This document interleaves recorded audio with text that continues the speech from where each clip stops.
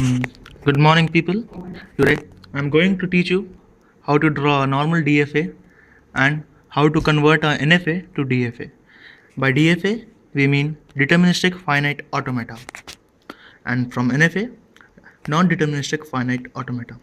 So, first and foremost, we have what do you mean by an automata? What is actually an automata? So, for the book answer that I'm going to give you is like this. Okay. Okay. So, what is an automata? An automata, it is an abstract machine which is a conceptual or theoretical model of a computer and software, but that does not exist. These machines have commonly encountered hardware features and concepts and avoids most of the details that are often found in real computers. So, they are the virtual machines of actual computers. We use it to design the machine and understand the problems that we are going to face. So, now we have a question in front of us. What do you mean by finite automata?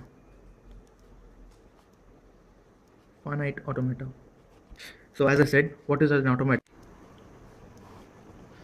So what is a finite automata? As told before, automata is a hypothetical computer. So finite automata is nothing is but a mathematical model using which we used to study the abstract machine with the inputs chosen from sigma. In this finite automata, we call this sigma as the alphabets, the set of alphabets. Using this only, the machine can either accept the input or it can reject the input. So, we would know the functionality of the real system and we can design a new interface for a particular requirements of the user and we can give the finished product to the user. So it basically encounters all the hardware and software problems. Thus, it helps in designing the computer in much more simpler and cost-effective way. So now next question that lies in front of us: what is a DFA? Deterministic finite automata.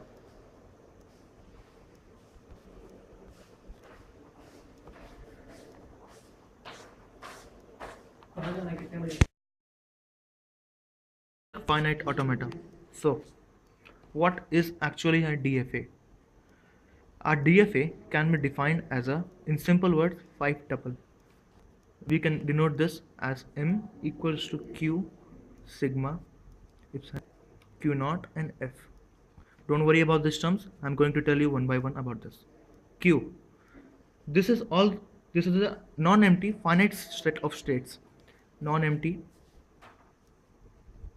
finite of states. Next, as I told you, sigma is a set of alphabets. That too is non-empty. Don't confuse it. And this is a transition. This is normally denoted as Q into sigma to Q. What does this mean? Like if we have said Q naught and if we apply an input A, then to which does this state goes to? Suppose if it goes to state Q1, then we'll have this as Q1. If it states go to Q naught, then we'll have Q naught only. This can be represented as from diagram Q naught A, Q naught A, or Q naught to in presence of input A. Okay, now next we have a Q naught. This is nothing but the first or initial stage of a DFA. F is called the final state, and I would like to bring it to your attention. Both Q naught and F belongs to the set of Q, that is the set of non-empty set of states. Okay, now we have I told you what do you mean by a DFA. Now it's time to define each term.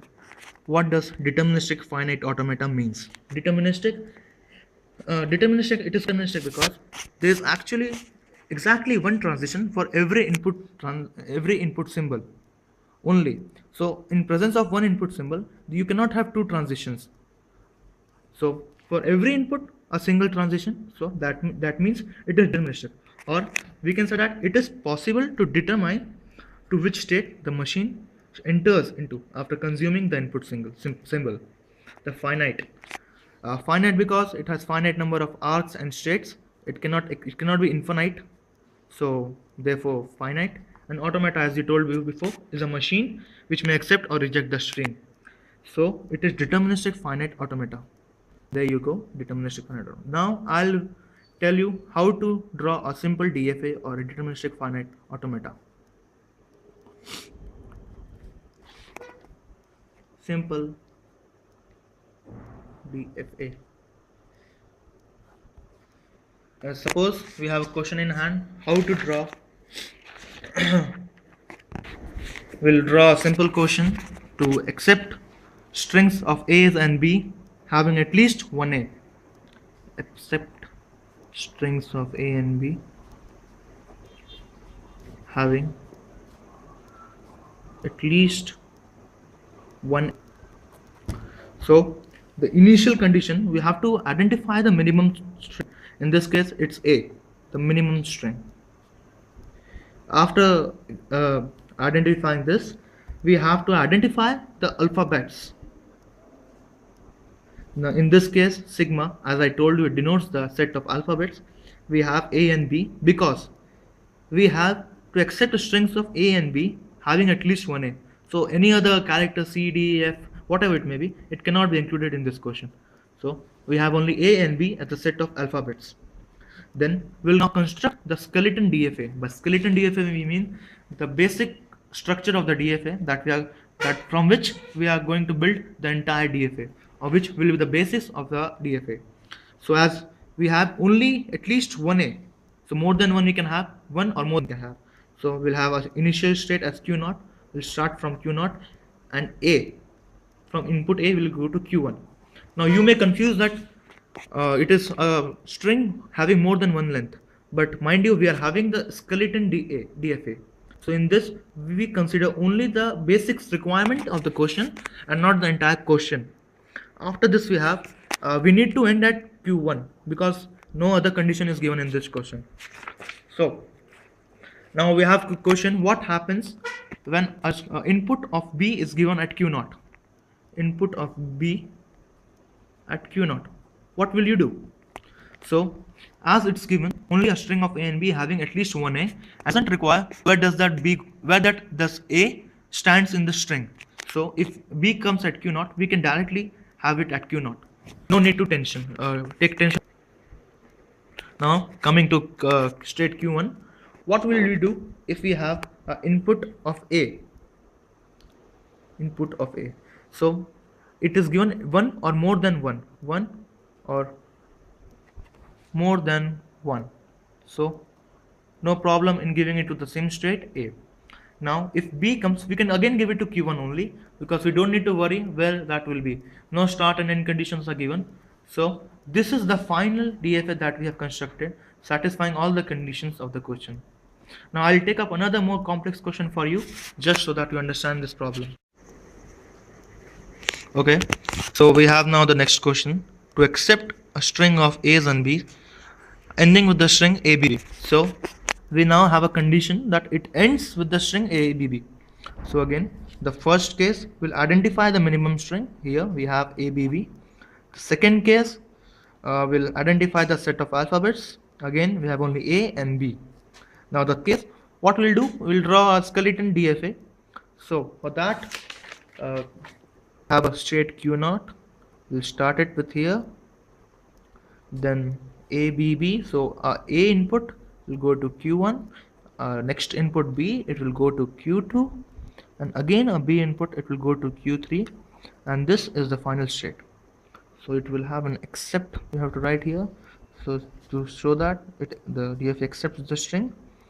So now the question we have, what will have when input of B comes at Q0?